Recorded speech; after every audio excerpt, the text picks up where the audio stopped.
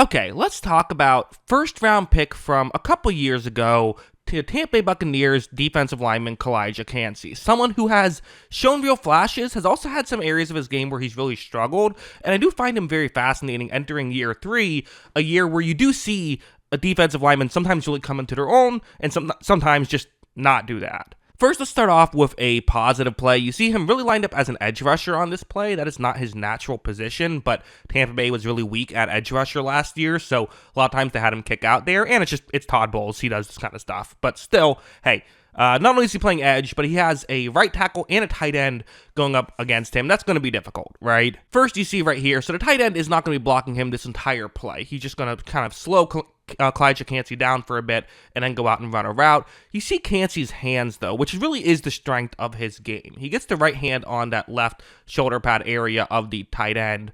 He's able to kind of get through that first line of defense pretty quickly, but as he does this for the right tackle here for New Orleans, he kind of doesn't have the exact hand placement that you would want, right? Cancey just straight up got there quicker than he was expecting, so because of that, you do not have that right arm fully extended, and the right foot is much further up than you would ideally like to be in this situation because of how quickly Cancey got through that first line of defense. Because of that, there really isn't much to slow Cancey down. He gets off that and gets over to the quarterback, who did have time to make a quick throw because, hey, if a guy's open quick enough, then it doesn't matter what you do as a pass rusher. But still, it was a good play, and it just goes to show what he is capable of doing. Like, this play is another example where weirdly it's also going to be as an edge rusher. Trust me, he can do this as an interior guy as well. But you see right here, going up one-on-one against the left tackle of the New Orleans Saints. While I know that the New Orleans Saints weren't exactly known for their elite offensive line last year, this is Talise Fuaga, a first-round pick in his own right, who actually played all right last year. So this is not a scrub that he's going up against by any means. Once the quarterback takes the snap, you see right here, Cancey again, he's going to show off his footwork and his hands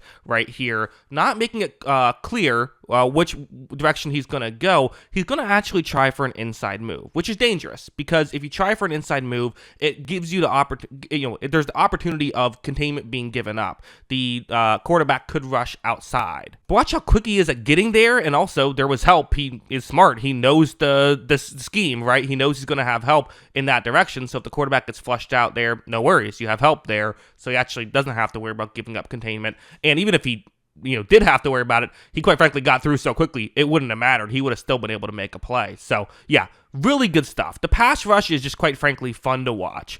It is fair to say, it is not all there is to being a defensive lineman, and I think that the run defense is quite frankly poor. He really needs to work on it. He's an undersized interior guy. I don't know if you want to bulk him up or he just has to figure out ways to be better at it, but it's an issue.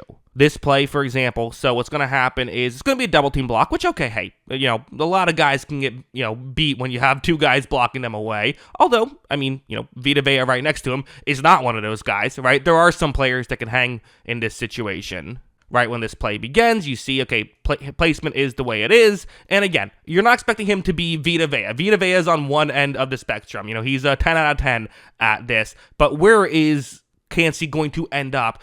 Because he's a good pass rusher, he doesn't have to be a 10 out of 10, but you want him to make sure he's not a 1 out of 10. And quite frankly, on this play, as you see, it's a 1 out of 10 play. He just gets completely taken out of the off the field, and it makes you on first downs not even want to put him out there. Now, again, Tampa Bay has so many other good players who can come in and make plays that it still worked out.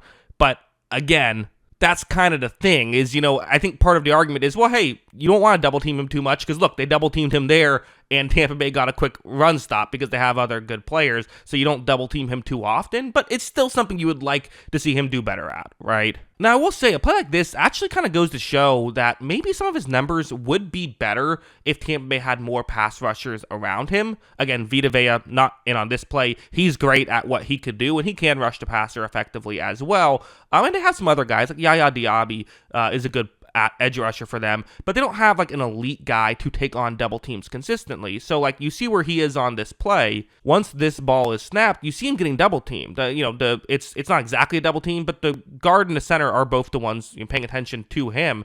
And this happened a lot, actually. He got a lot of attention when he was out there. This play doesn't amount to too much, but I do wonder if some of his stats would be better.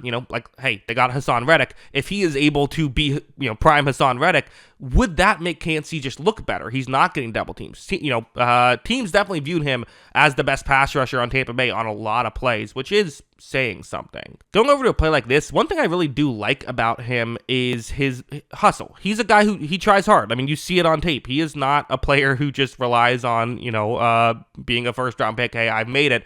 You see plays like this. It's a one-on-one block. And hey, this play isn't going to work out. Because you never talk about someone's hustle on a play that works out, because you don't have to run very far on a play that works out. Here, though, gets blocked out of the way. Not an ideal situation, but okay. Watch what he does from this point forward. He keeps his head up, pays attention to the quarterback, finds a way to help close that gap, and still delivers a hit as well. That is what you like to see if you are a Tampa Bay fan. If you're someone who wants to see Cancey do well, is the fact that he is someone who is still going to hustle, he's still going to try, and he is a good enough athlete that he can help close those gaps, which, given today's NFL, there's so many rushing quarterbacks that, even, in their division, you have Michael Penix, you have, Bryce Young. We'll see if Tyler Shuck does anything, but you have guys who can move. Having someone who can help close those gaps is very important. Also, I want to go over here, because this is going to be a weird point, but I actually feel like it's worth mentioning. Obviously I do. I'm bringing it up in the video. So I've already brought up he's a really good athlete, is a bit undersized at around 280 pounds, but also has really good hands. One thing that I think he should do more of is utilize his power. And again, you're probably thinking, what are you talking about? Everything you just said says that this is not a guy who can use power. And it is true that you look at his highlights, they are almost all using his quick hands and footwork to get to the quarterback quickly. But he can do things that maybe aren't highlights, but are important, like this play. Watch him just drive the guard back, collapsing the pocket, kind of made the quarterback feel like he has to throw a little bit quicker, right? Listen, that is not a superstar level play. It isn't. And it helped that Vita Vea was doing the same thing despite having two guys on him. But you know what? This is something that would help out Tampa Bay. Having guys who can help collapse the pocket, again, especially if they can get better edge rush play this season. These are the things that he is capable of doing. So yeah, ultimately, what are my kind of final thoughts on Calijah Kancey?